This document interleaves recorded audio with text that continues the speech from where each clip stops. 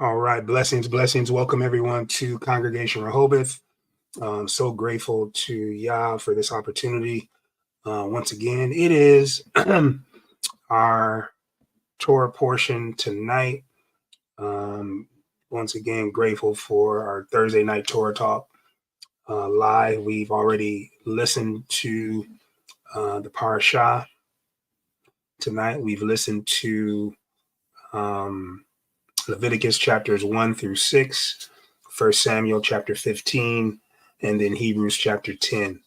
And so I just want to compare tonight as we get started in this parasha. I want to compare, y'all. I want to compare and contrast the passages from Parashat Vayikra. Parashat Vayikra. And Vayikra in the Hebrew means, and he called. And I want to just give a little bit of understanding about Vayikra. What does that mean? And he called. If you notice the parasha, if you were with us from the beginning, or if you've been reading all week, and we're going to have to make sure that that everyone receives the parasha at the beginning of the week. And we have to make sure that we do that so that you could be listening throughout the whole week or reading throughout the whole week. And then you'll have a lot more to contribute to the conversation. So that's our fault. We're going to make sure that everyone receives the parasha. All right. And so Vayikra means, and he called. And so I want to just lift up your mindset or your understanding just a little bit, and not just to walk over or just pass through this particular phrase, Vayikra. I want you to think about this in the context of the priest. And out of all the Israelites, the priests had a different and special calling for their lives.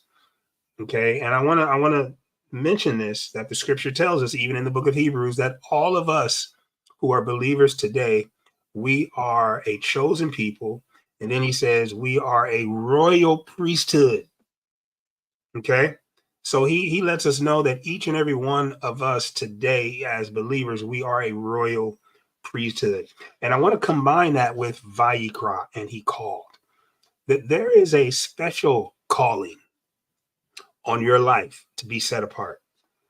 I want you to understand this. I want you to understand that if understanding that concept, when you begin to really understand that concept and you begin to really grab hold and lock in and focus on that concept, that you have a special calling on your life like no one else, just like the priests did out of all the Israelites, they had a special calling on their lives like no other tribe did. Once you grab and hold on and then begin pursuing that concept, that I have a special, that watch this, that the Most High looked down, and out of all the people in the world, he called me. Not just in a general way, but a special calling. And see, here's one of the problems that many Israelites had, that many is seeing yourself how Yah sees you. See, when you see yourself how Yah sees you, you know what you bring to the table. Come on and go with me here. Oh, yes, you do. You know how special you are. And watch this. No man, no woman, no whoever can make you feel beneath what Yah has said about you. And so and watch this. If what people say about me doesn't line up with what Yah has said about me, deuces to that individual. Okay. And so I want to really get us into this mindset that we have a special calling, that you have a special calling on your life. And see, here's the problem. Here's the problem. What are you doing with that calling? See, that's where the heart of our problems began.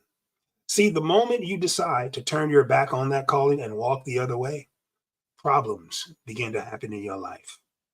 Oh, yes, straight up. Problems begin to happen. Why? Because you are no longer submitting yourself to the will of Abba Yah. It's plain and simple. And so it behooves you, it behooves us to surrender. And you're not just surrendering blindly, you're surrendering to an understanding of Vayikra, that Abba Yah, out of all the people in the world, he has called me with a special calling. My goodness.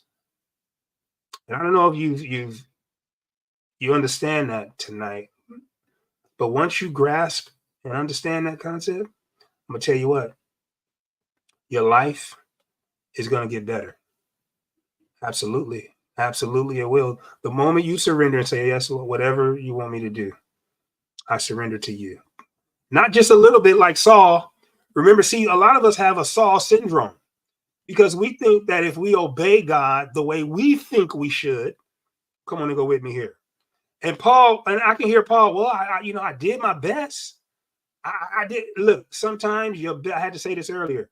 Sometimes your best is not good enough. Nope, it's not. And I'm glad we have it on record. See, we're dealing with some soft people in this times that we living in. I'm glad we have it on record that when Samuel, when the man of God was approached by Saul, and Saul said, please, have good words and kind words for me in front of everyone. Saul said, I'm not doing that. I will not speak well of you if you are not doing what Abba Yah has called you to do. See, we don't understand that concept. We would have called Samuel everything under the kitchen sink except a man of Yah. We would have said he's insensitive. We would have said he don't love people. We would have said all kinds of things. Although Samuel was commissioned to do exactly what he did. And so I want to just put that in your mind. I want you to hang that on the lines of your mind and let the Ruach blow on that. How about that? I think I want to put that on a shirt. I think I want to put that on my shirt. Benzology. Hang it on the lines of your mind and let the Ruach blow on it. Let it dry off. Let it just bake in the sun of your mind. Let the sun just bake it into your being. Okay, so that you can understand the will of Yah. And I'm gonna tell you right now, guys, as we get into this parashat tonight, oh my goodness, I want to go in already. I want to go in already. And so I just want to just bring up a couple of things. I have a lot to say. So I'm hoping that everyone else does as well. I mean, I can fall back and let you guys ask questions and make comments, point out things that stuck out to you, things that were interesting, things that made you confused, or things that you had questions about. But if I had to compare and contrast these passages in 1 Samuel, in Leviticus, we're in a new book, Leviticus chapter 1 through 6, and Hebrews chapter 10, I would have to summarize by saying this. Each of these passages, each of these three passages, they have something in common. They have the theme of sacrifice. Are y'all writing these down? Oh, I'm giving you a summary of chapters 1 through 6 in Leviticus, 1 Samuel 15, and Hebrews 10. Okay, so if you have all three of those verses written down, I'm giving you a summary of the common themes or the lessons that we can learn that are common in each of these books. Number one is the theme of sacrifice. Okay, in Leviticus, it showed you the proper way to sacrifice. And then in the book of Samuel, it showed you the wrong way and the consequences of not being obedient to how you're supposed to sacrifice. Ergo, King Saul. He was supposed to not spare Agag, and he did. He was supposed to not allow the people to take of the good booty.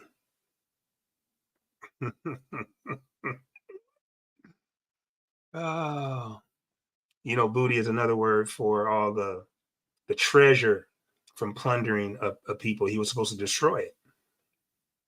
And Abiyah said, what is this bleating I hear? What is this noise that I'm hearing from the sheep? This bleating. All right. And so sacrifice and then obedience. So there's three. It's sacrifice, obedience, and atonement. Those are the three different common themes that runs through Leviticus chapter 1 through 6, 1 Samuel 15, and Hebrews chapter 10. Okay. In Leviticus, the emphasis is on ritual practices of sacrifice. It goes through all the different kinds of sacrifices that were supposed to be made. Okay. And so in chapter 1, you have the burnt offerings, where there were requirements for the burnt offerings. The burnt offerings couldn't be unblemished, I believe it was. It had to be a male from the herd. Okay. Also the cattle, it had to be sacrificed. I don't know if you picked this up, but it had to be sacrificed on the north side of the altar. That was all in chapter 1. Okay. What do they have to do with the animal blood from the animal? They had to drain it. I want you guys to get this picture of the priests, man. They were dealing with killing these animals. And let me tell you, if you've ever went into a grocery store or something like that, or a meat market, and you saw the butcher and you saw his garments and you saw how bloody those garments were, let me tell you something about these priests. They had a thankless job because they had to drain the sacrifices of all their blood. When they cut them, that blood just splattered right on them. Okay. Then they had to sprinkle the altar with, did they have gloves? What did they do it with their bare hands? See, these are the kinds of questions that I think when I'm reading this passage. Some of us think, oh my God, this is so boring. Not me. I'm thinking about how clean it was, how sanitary. Did they have the proper attire? Were they wearing gloves? Okay, chapter 2 was the grain offering. Okay, and so there were certain things that you had to know, and watch it. This is the people.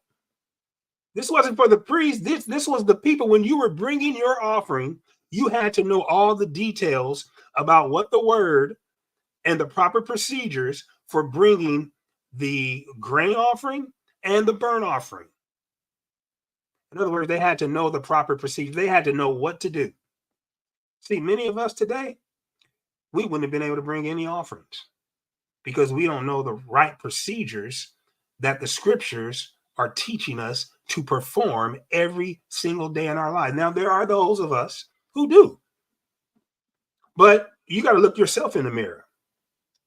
You got to look yourself in the mirror and you got to ask this question. Do I really know the word like I should? Considering my age.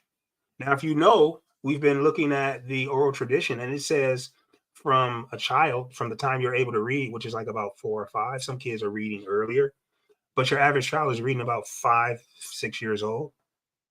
From the time you're able to read, that's when parents have the responsibility of not just focusing your attention on school. Come on and go with me here. We're academic idolaters. We'll force our kids to do homework, but we don't give a dang about the word, many of us. Okay? And so you got to look yourself in the mirror and you got to ask this question. Do I really know the word like I should, considering my age, considering how long I've been in the Torah, and considering my commitment to the Torah? And really, you could say, well, I wasn't raised. My parents didn't. And we all could say that, right? But at what point do you start taking responsibility for your own actions? At what age you got a driver's license, right? You took responsibility for that. Come on and go with me here. You got a job. You got a social security card. You went down there and applied for a visa. You got all the credit cards. Okay.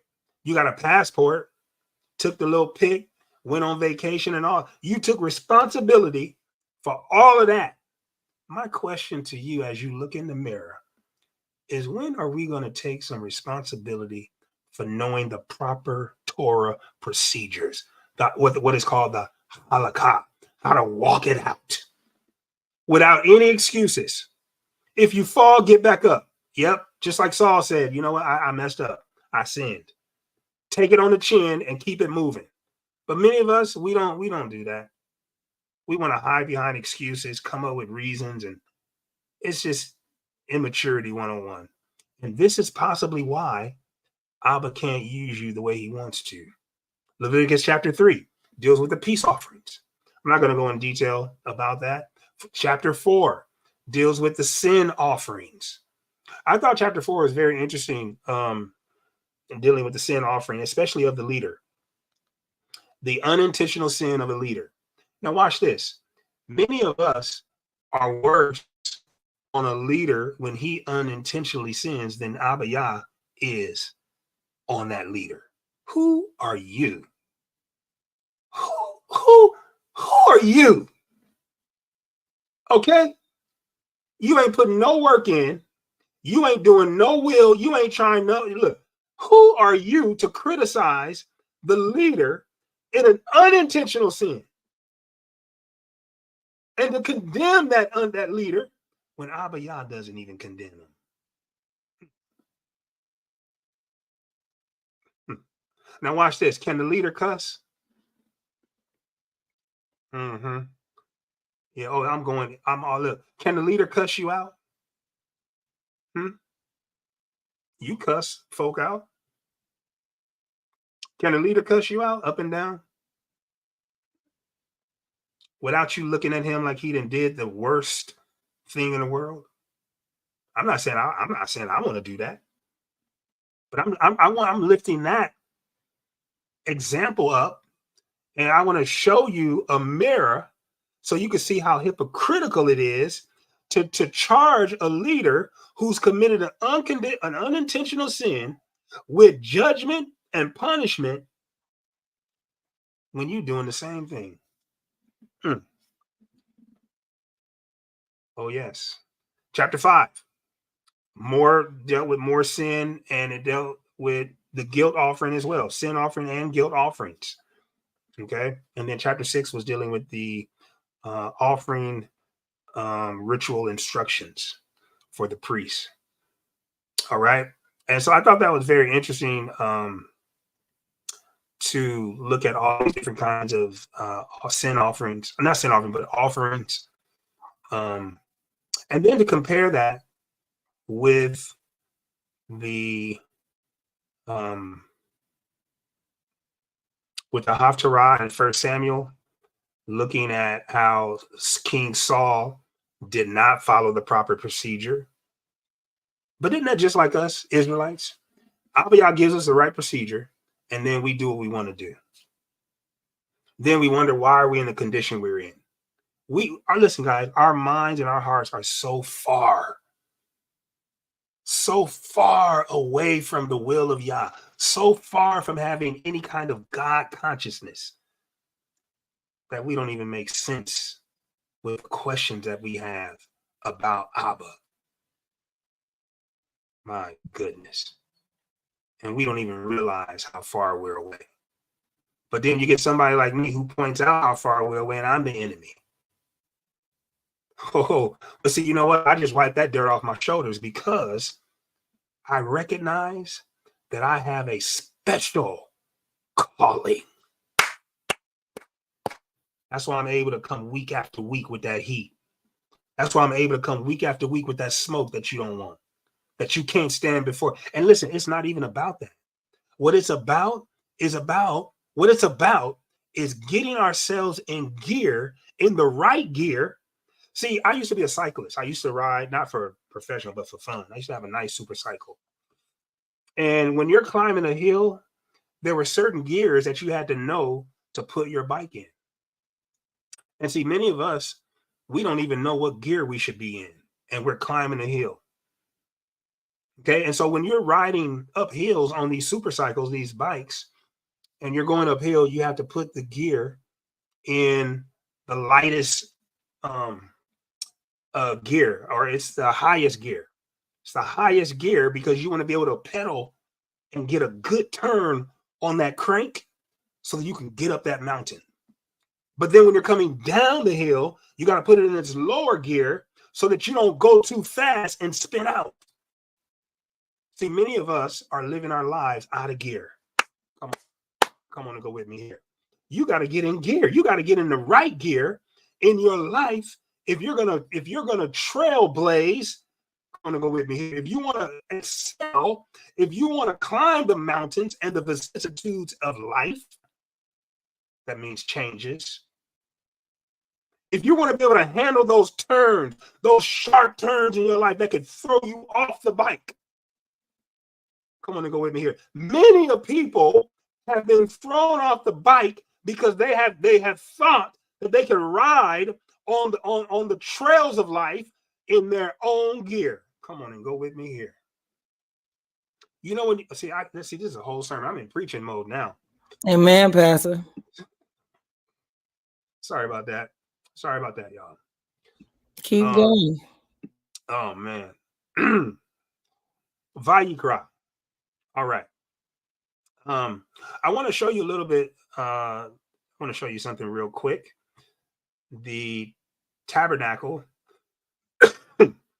Notice you have the bronze altar. This is where they did the. Can you guys see that? This is where they see where it says bronze altar. This is where they did the sacrifices. Now go to the right of that, all the way to the end over here where it says the entrance. This is where, and then you see in front of the entrance, you have the tribe of Issachar, you have Judah, and you have Zebulun right here at the entrance. And then you have the entrance is 20 cubits. I think it's like 50 feet wide. I think 20 cubits is about 50 feet, I believe. Let me see. Did I have it somewhere here? I have like, oh yes. So on this one, you can see it says the gate here is 50 feet. That's large. That's huge. And then I want to show you how big in comparison. So look at this image.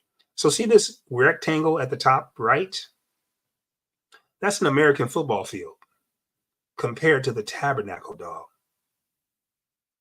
You see that? So you could probably fit 2 football fields inside of the tabernacle. Oh yeah, maybe 3 if you space it right. Huge. And then this one tells you how wide 150 feet. A football field is only 100 yards. And then you have 75 feet wide here. That's huge. That's huge, y'all. Okay. And so what's 75 times 150? Okay, then you'll get the square footage of the entire tabernacle area. And then it was 7.5 feet high. So your average person couldn't even see over it. Your enemy couldn't even see over it without any help. Oh yes. And so if you look here, it gives you like a little outline of, all the different areas. So you have the arrows. If you follow the arrows, you have the holy place with the altar of incense, the table of showbread, and the lampstand. Okay. And then if you go past the veil or the curtain that's listed down here, you go past the veil, which now who's the only ones allowed to go past the veil? There were 2 individuals. One could go anytime they wanted, and then one could only go once a year. You guys remember? Moses' brother. Yeah, Moses could go on Aaron. it too. And then Aaron could go only once a year to make sacrifices for the entire nation. Okay. And so I like this one right here because it shows up here the inside of the temple here. It shows you the Holy of Holies, which is number 1. And so you can see inside of here, number 3 is the veil. Okay.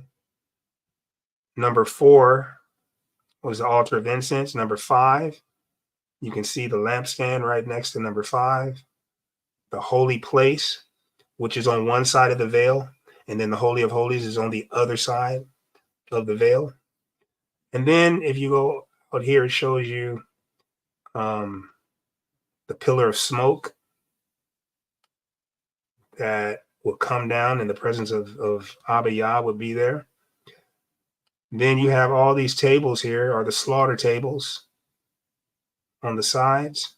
Then they would bring the carcass over to the brazen altar where they would offer the sacrifice. And then you have the water here, which for sanitary purposes. And so when I think about this, guys, I think about this whole operation.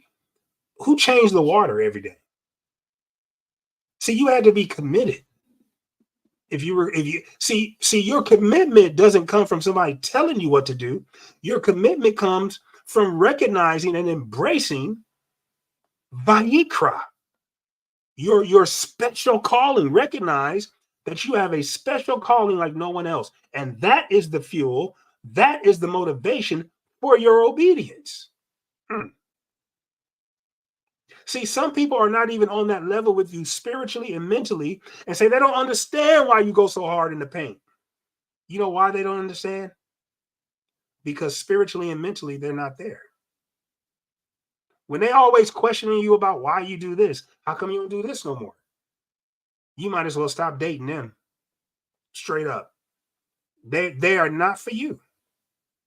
And see that because we would rather have somebody there, we'll go ahead and I heard this guy say, and I don't know how I'm getting off into this, but it's relevant. Those who have an ear hear what the Ruach is saying.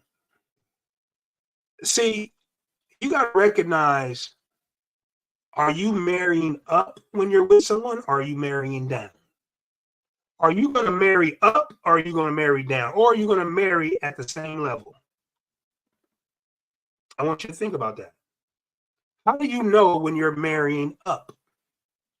It's because that person can bring something to the table spiritually that you cannot bring yourself.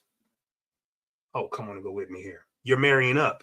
And see, when you recognize that someone is marrying you and they're marrying up, you don't fall for the okie doke. You don't let nobody tell you what you can and not do, because you recognize that you have not only a special calling on your life and you're walking in that calling, but then you recognize what you bring to the table spiritually. Now, some people may say this, well, Pastor, it ain't all about just spiritual. You got to have money in this land. You need money to live. I want you to think about this. Let's deal with money. If you were a billionaire, what could you do by being a billionaire? Whatever you want, right? But let's go deeper. See, many of us don't even understand what money can do for you. Money can only bring you experiences and feelings. Come on and go with me. Yeah, it can look, buying 5 luxury cars is going to bring you an experience and feeling that others cannot have. Yes, that's what money can do for you. That's about all it can do for you.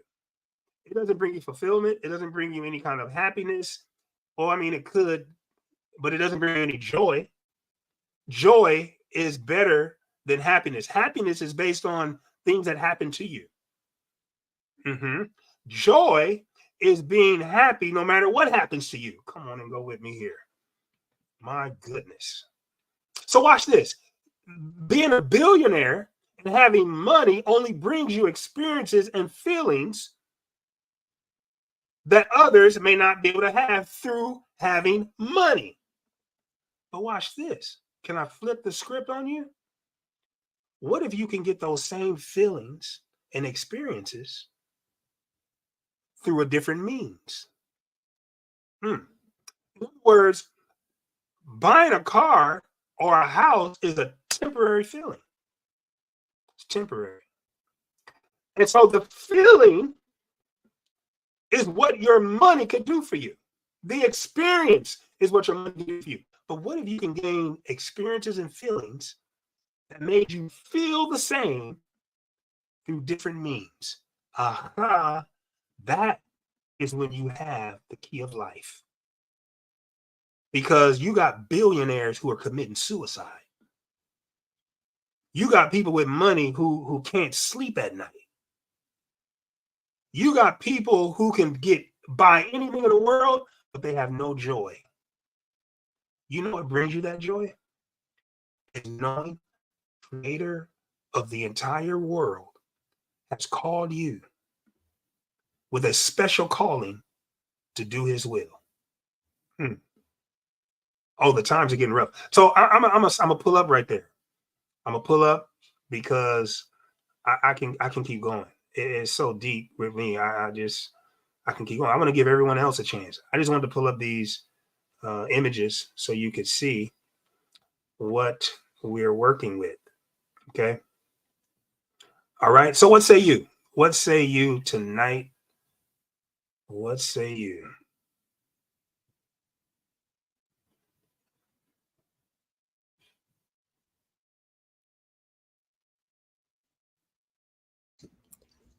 I think my only question I had this week was pretty basic.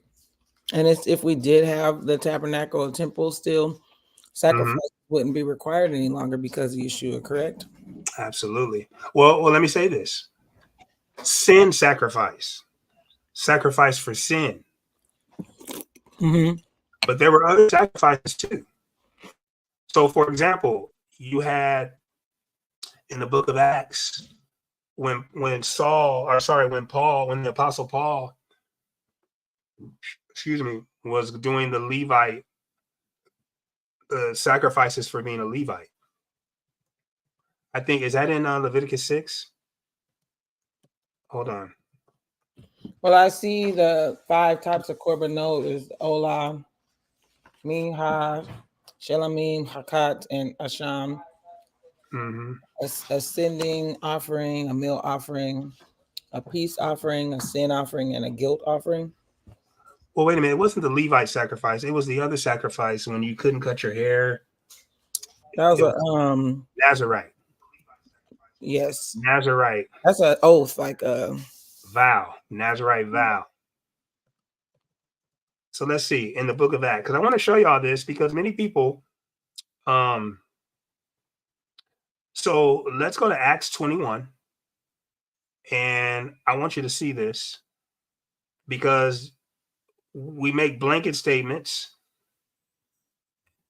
but I want to be specific and say that the sin sacrifice that they had to do over and over again. The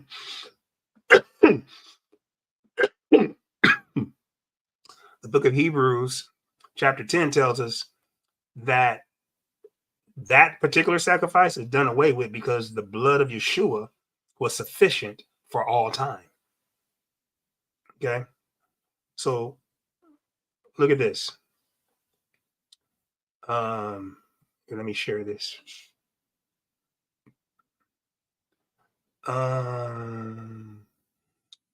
So let's start with verse 21. It says, and they are informed of thee that thou teachest all the Jews who are among the Gentiles to forsake Moses, saying that they ought not to circumcise their children, neither walk after the customs.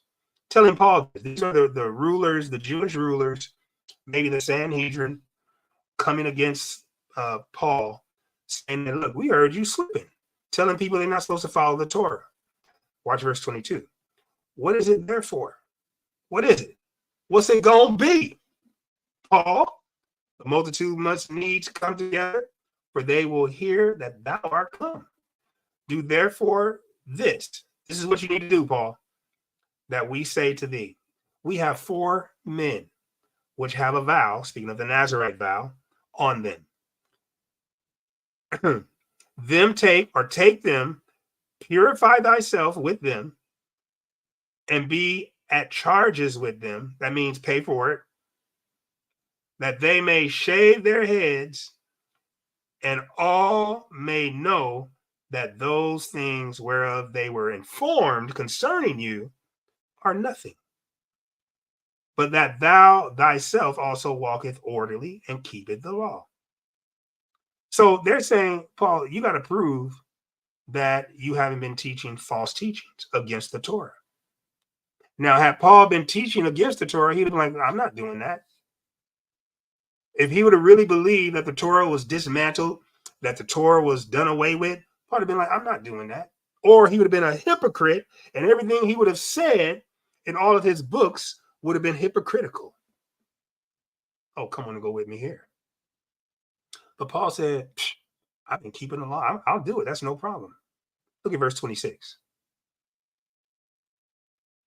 Then Paul took them in, and the next day, purifying himself with them, entered into the temple to signify the accomplishment of the days of purification, until that an offering should be offered for every one of them. Now, what kind of offering was that?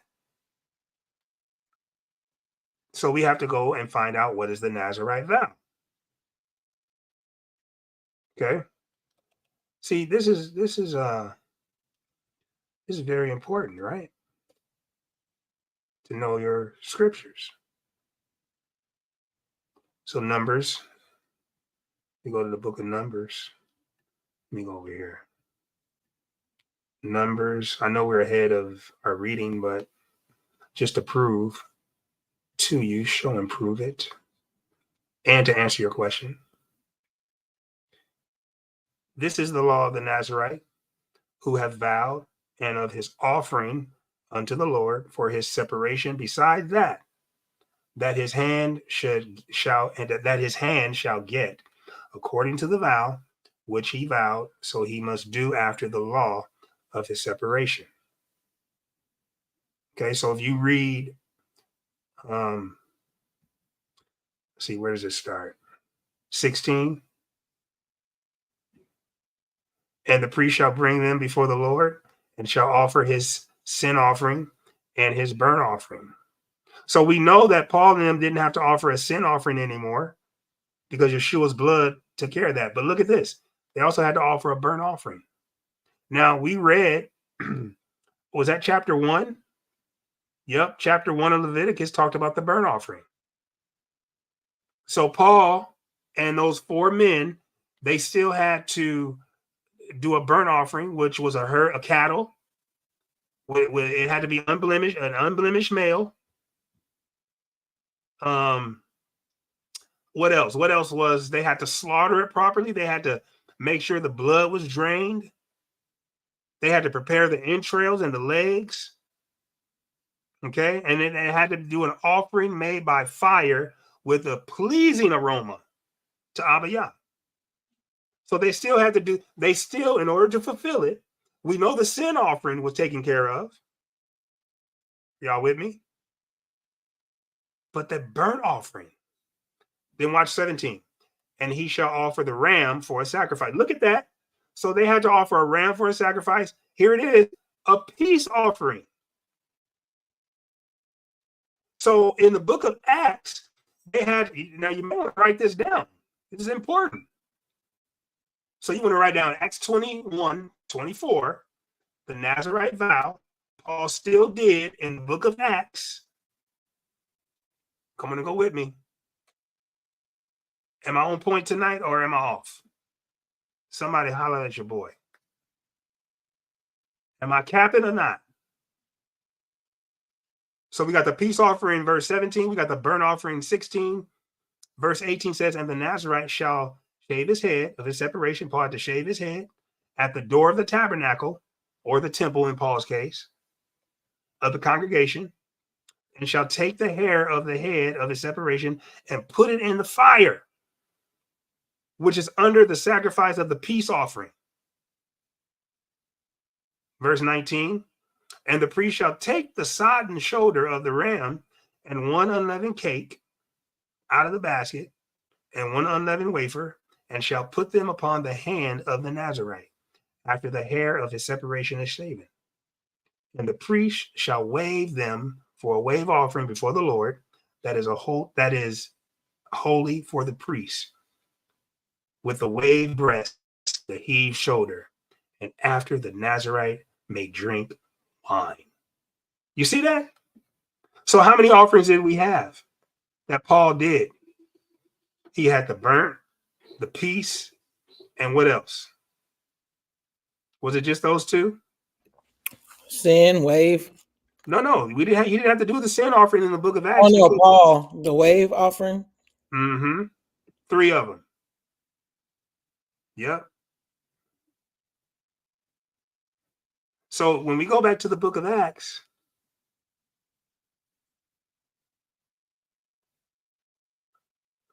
and it says,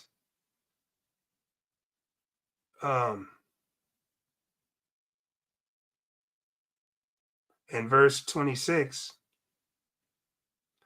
Paul took them in, and the next day with them entered the temple to signify the accomplishment of the days of purification, until that an offering should be offered for every one of them.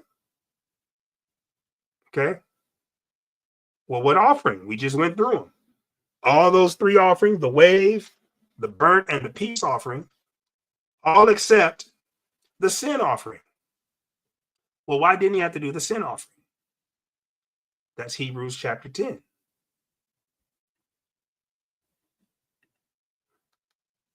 Okay? Hebrews 10 right here.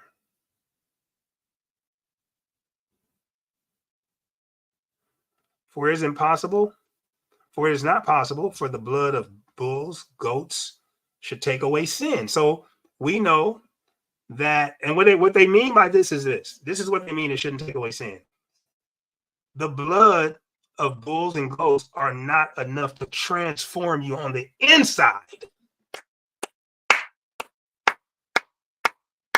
Only, come on and go with me here. Listen, if you put the blood of all of our leaders, you take Medgar Evers' blood and put it on one side of the scale. Come on and go with me here, y'all. You take Malcolm X's blood and put it on one side. They shed their blood and put it on one side of the scale. You take MLK, his blood, and put it on one side of the scale. You took all the individuals who spilt blood for our people on our behalf, that tried to move us from one degree of grace to another degree of grace, but then you took the blood of Yeshua HaMashiach and put it on the other side of the scale. I want to go with me, y'all. But there's nothing that's more powerful than the blood of Yeshua. It is not possible for the blood of bulls and goats and humans to take away the sin. That's why when you have individuals like Farrakhan, who called for a day of atonement, a march on Washington, what a farce. I mean, let me just say this. When you can get that many men gathered together in one accord, that's powerful.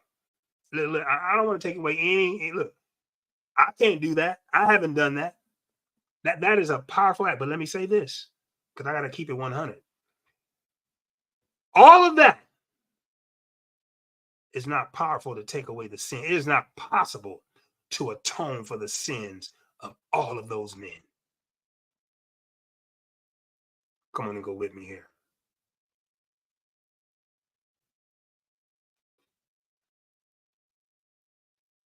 So he says above, when he said sacrifice and sin, sacrifice and offering and burnt offering and offering for sin, thou wouldest not, neither had pleasure therein, which are offered by the law. Now, see, some people take this to think that because the sin offering has been taken away, and because of this verse 8, that we should no longer follow the Torah. It's ridiculous. It's not what the text is saying. It's saying in regards to sin offerings and burnt offerings, he said he would rather take pleasure in, he said he didn't take pleasure in that. Doesn't mean he didn't take pleasure in the law. It was the sin offerings. And then where is it where he says,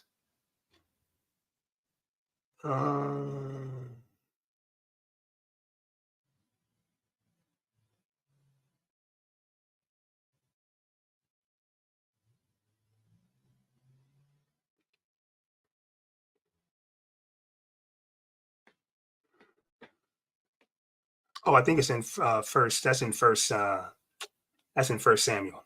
I'm in the wrong passage. It's in First Samuel. It's in First Samuel 15 where he talked about. Oh yes. When Saul tried to offer sacrifice, he said, "Wait a minute.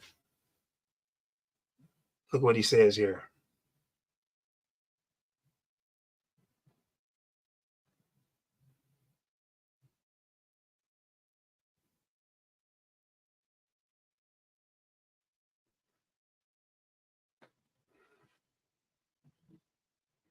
My goodness, where is that at?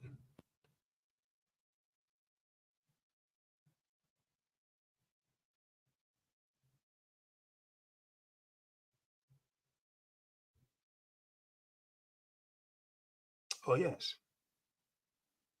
Look what he says here in 15 and 22. Samuel said, "Have the Lord as a great delight in burnt offerings and sacrifices, as in obeying his voice, obeying the voice of the Lord. Behold, to obey is better than sacrifice, and to hearken than the fat of rams." He says, listen, it does matter if you obey the commandments or not. It matters. As a matter of fact, he said it's better than sacrifice. All right. So, oh yes. Anyone else want to contribute? Man, I didn't set a mouthful tonight. Anyone else? But I will say this also, that what I got out of this was the concept of atonement, that Yeshua was able to sacrifice his life and then to reconcile us back to God. That's amazing. Atonement and reconciliation that ran all through Leviticus, 1 Samuel, and Hebrews. Atonement and reconciliation. Okay. And then the role of the priesthood, y'all. You know, we don't give enough credit to the men of Yah in that day and in this day. We don't give enough credit to the role that the priest has to play. And the priest was the intermediary. He was the go-between. He was the one that took the hand of humanity, the Israelites, and then connected it with the hand of Yah. Oh, that's deep. He had a responsibility to make sure that you didn't come. They called it ritual purity. Come on and go with me here. That is important, that you come before Abba Yah correctly. And that's what Samuel was dealing with Saul about. Samuel said, "No, you're not gonna mess my blessing up." Oh no. What did Samuel say to Saul? Where is it? Let me see where he said. He said, oh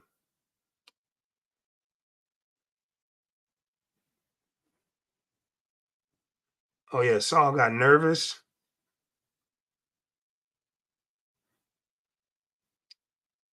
He said, "I've sinned." Now therefore I pray the pardon. And Samuel said unto Saul, I will not return with thee. Look at this. Look at verse 24. And Saul said unto Samuel, I have sinned.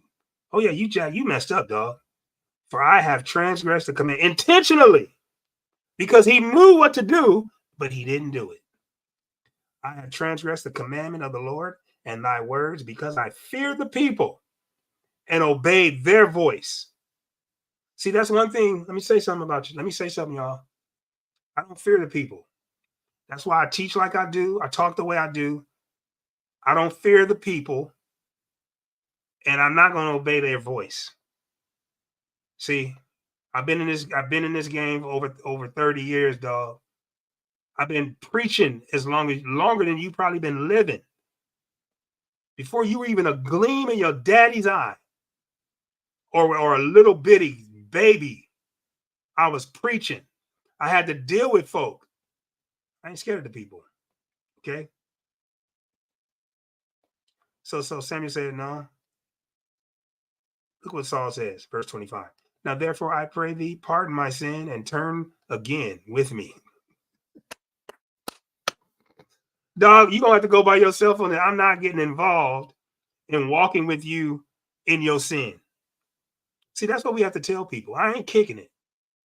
No, I'm not kicking it with you in your sin. Oh, you don't want to be my friend no more? Deuces then. See, we don't have that kind of backbone to tell people, because you know what we thinking about? We thinking about how they was there for us 20 and 30 years ago. Dang all that. If you didn't do it because you love me, deuces. Stop bringing it up. You want to throw that in my face? Okay, I'm going to throw this in your face. Peace out. Well, you don't have any friends. Well, what a friend we have in Yeshua, in Jesus. All our sins and griefs. See, that's what I care about. See, you got people who don't know how special they are, and they need other folk to make them feel special, but not me. I don't need that validation. Already got it.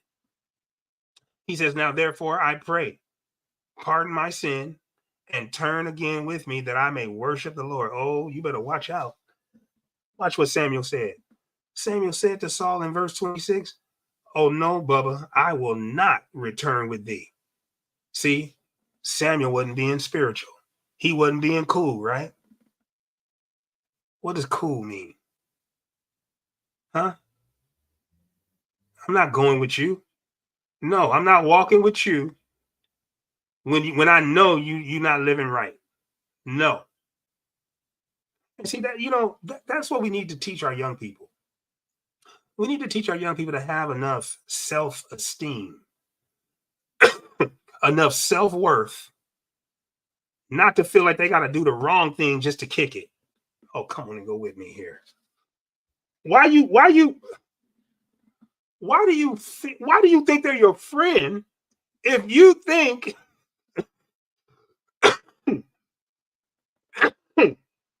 if they're telling you you got to do the wrong thing to kick it with them? What? You better kiss an angel good morning. Look at this. Look what Samuel said. For thou hast rejected the word of the Lord, and the Lord has rejected you from being king over Israel. In other words, Samuel said, I'm gonna reject. Excuse me. I'm gonna reject what Abiyah rejects. Oh man, can you say that? I don't care who it shows up in. My mama, my daddy, my uncle, my cousin, my wife, my sister, my brother. I'm gonna reject what the Lord rejects.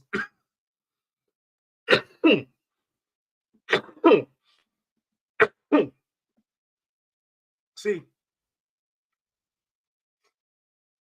are you there yet? See, this is what folk are doing today, y'all. They're rejecting what the Lord approves. Mm-hmm. See, Abiyah approves what I'm saying right now. Oh, how do I know? Because I'm a man of Yah. I've been doing this. because I know truth. I'm led by the truth. When it comes to preaching this word, oh, you best believe that I'm under the hand of the Almighty. It ain't me. I want to kick it. I want to be invited to the barbecue. I don't want people looking at me strange and and saying stuff like, dang, he done messed up my high talking about that Bible. Nuh-uh. I want to be invited to all the parties. But you know what? It don't matter with me. Okay? Because I will not return with you. Why? Because Abba Yah has rejected you. And guess what? So do I. I don't reject you because I don't love you. I reject you because Abba Yah rejected you for being disobedient. And watch this. When you reject someone, all you do is tell them the truth. No, I'm not doing wrong with you.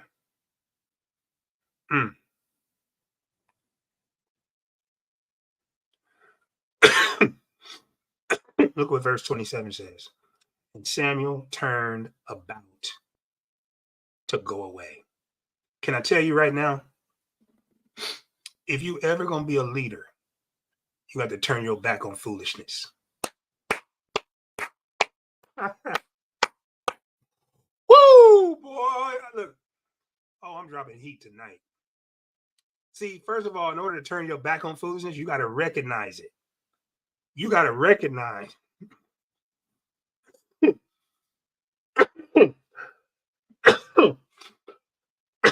If you think, see, a lot of people think that they can out-talk me.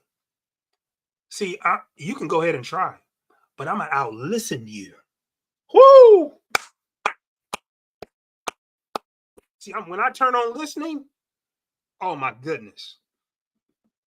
I can hear your foolish heart speaking.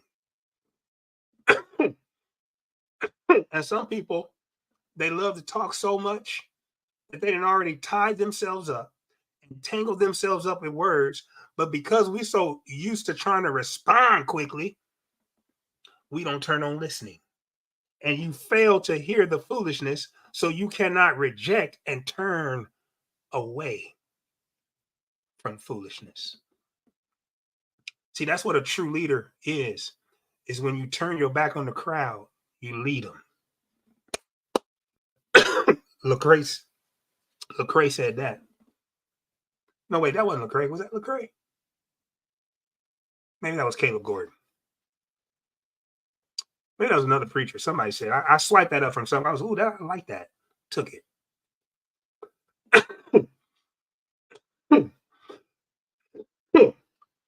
You cannot be a true leader until you turn your back on the crowd.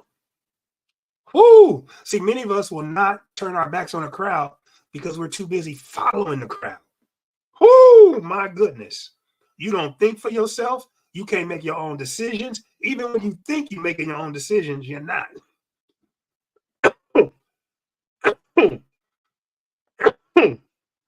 Because your decisions are being made through the approval of your friends and your family.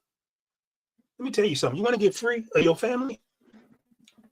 Start turning your back on foolishness.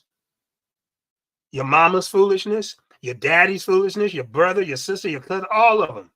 Turn your back on their foolishness to let them know that you're free. Yeah. See? And then they won't come at you crazy no more. After Samuel did that to Saul, notice this.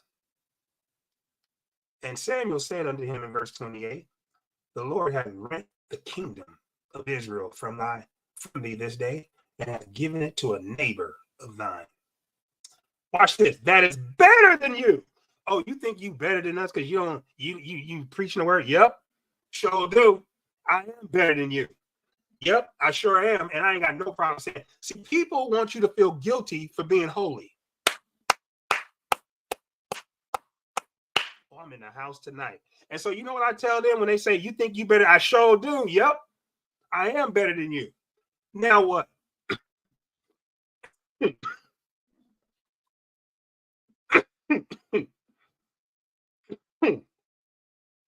Now watch this.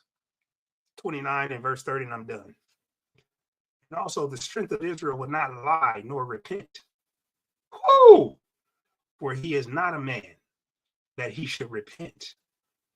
Then he said, this is King Saul, I have sinned, yet honor me now, I pray thee, before the elders of my people and before Israel, and turn again with me that I may worship the Lord thy God. Now watch this. Verse 31, this is what I like. So Samuel turned again after Saul, and Saul worshiped the Lord. Check this out, yo. Until you repent, until you get right, that's when we can walk together. Oh, come on and go. Until you get right, I'm turning my back. But the moment you turn from your wicked ways, repent and get right with Abba Yah, then we can walk together. Oh, yes. See, that's the grace. But I'm not walking with you while you in your dirt and foolishness. You got the wrong dude. You got the wrong brother, because I know my worth. I know what I bring to the table, and I know I've been called Vayikra with a special calling. You can see it in my eyes too. Oh yes, that fire is burning hot with no cap in front of nobody. You got me twisted. See, a lot of people treat you like the men that they're used to in your life, or like the women that they're used to. Oh, you got the wrong one, Bubba. You got the wrong one. Man, I'm done. I can go on with this all night. All night. Verse by verse, line by line, precept upon precept. Let's get it in whenever you want to do it, because it's hot. Any other comments, y'all? I'm done. I'm done. I said a mouthful. What say you? What do you think? What's on your mind? What you got? Blessings. Here a little, there a little. Amen. All right, blessings, blessings, and shalom. Guys, don't forget, Monday, I will be saying this every time we come on live. I'll be saying it on Saturday at 10 a.m. Join us on Saturday at 10 a.m. Join us on Sunday. I'm going to do a special Purim teaching on Sunday. I'm not sure what time, but I will be doing a special Purim teaching on Sunday, and I will be doing a special Purim teaching on Monday. So I'm going to go Saturday, Shabbat, Sunday, and Monday. Coming with it. I'm coming in hot. So I will send out a link. Again, I'm just not sure what time, but it will be Sunday, Shabbat, 10 a.m. Sunday and Monday, I'm not sure, but I will be having a teaching on Purim as we celebrate Purim. Listen, I've already blew the myths and the teachings that we should not celebrate Purim into the trash can. I've already dispelled myths. I've already shown and proved that the arguments made against it cannot stand. We're not biblical. If you want to know, go back on the last few lessons on Friday night, on Wednesday night, and then last Shabbat. If you check out those 3 lessons, you will see me engaging the text and going in. I was gonna say going ham, but I'm going vegan. I went vegan on that on the text, y'all. All right, so blessings, shalom to you and your family, and we will see you on Shabbat morning at 10 a.m. Blessings. Blessings.